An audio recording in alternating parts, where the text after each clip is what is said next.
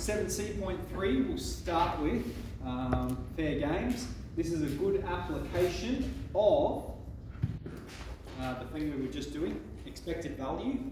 All right. So we've got a game is going to be fair if the expected gain, that is how much you make from playing it, is equal to the cost of playing it. So we've got a simple game costs $1 to play. It involves flipping a coin and guessing which side it lands on. If you guess correctly, you win $2. Okay, let the variable x be the value won during the game. Alright, so you could win $0 or you could win $2.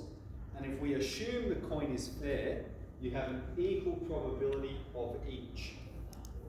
Alright, 0.5. Determine if the game is fair. So if we want to find out if it's fair, we're going to say, what's the expected value? And then we're going to compare that to the cost of play. So remember, the expected value we can write as E of x, or we can write as the mean of this probability distribution, and it is equal to the sum of each event times its respective probability. So it's 0 times 0.5 plus 2 times 0.5. And this simplifies to 1.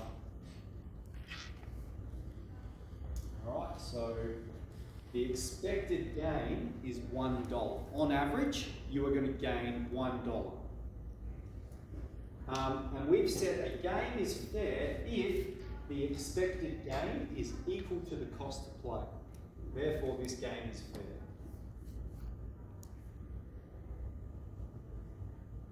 This game is fair because the cost to play is equal to how much you expect to gain on average. Okay, so that's as simple as the calculation is there. The next one's going to get a bit more complex.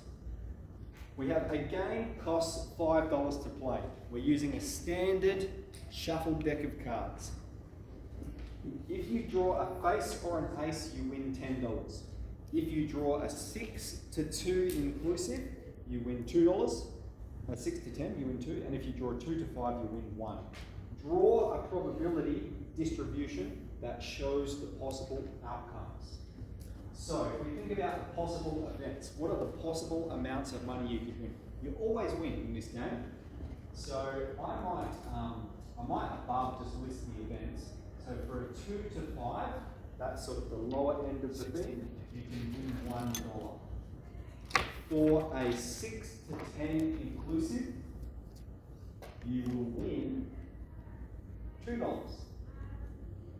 And then for a face or an ace, a face card, Jack, Queen, King, anything with a face on it, face or ace, so that's Jack, Queen, King, ace, not including jokers, standard deck,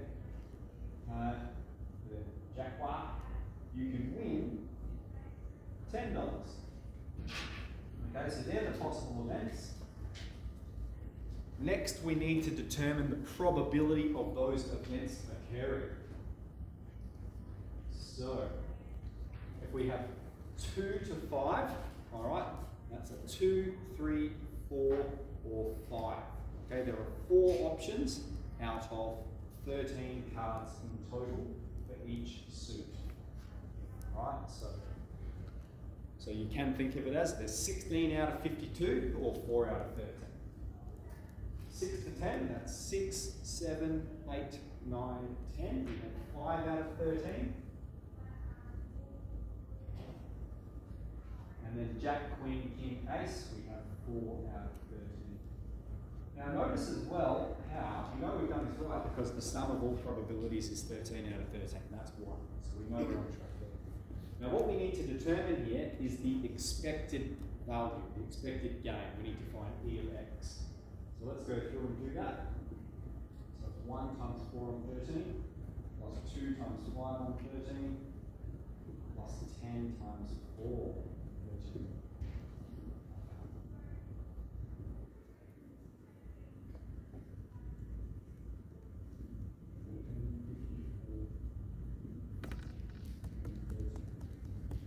What does it simplify to? 54 and 13, 4.15. Okay, so this is why the average value is good.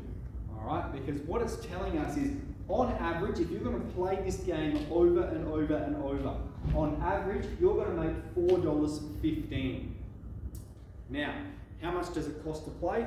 Again, first sentence, a game costs $5 to play. All right, $5 to play.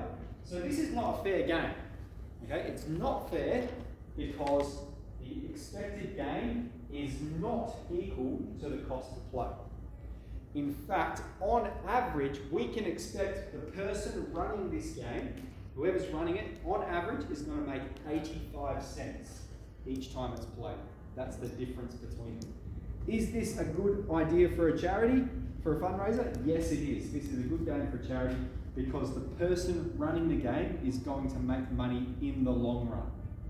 Okay? So we can just write answer part B. Yes, as on average they make 85 cents per game.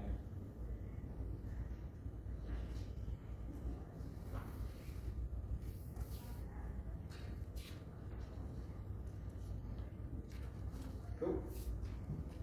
All right. Let's have a go at 7C.3.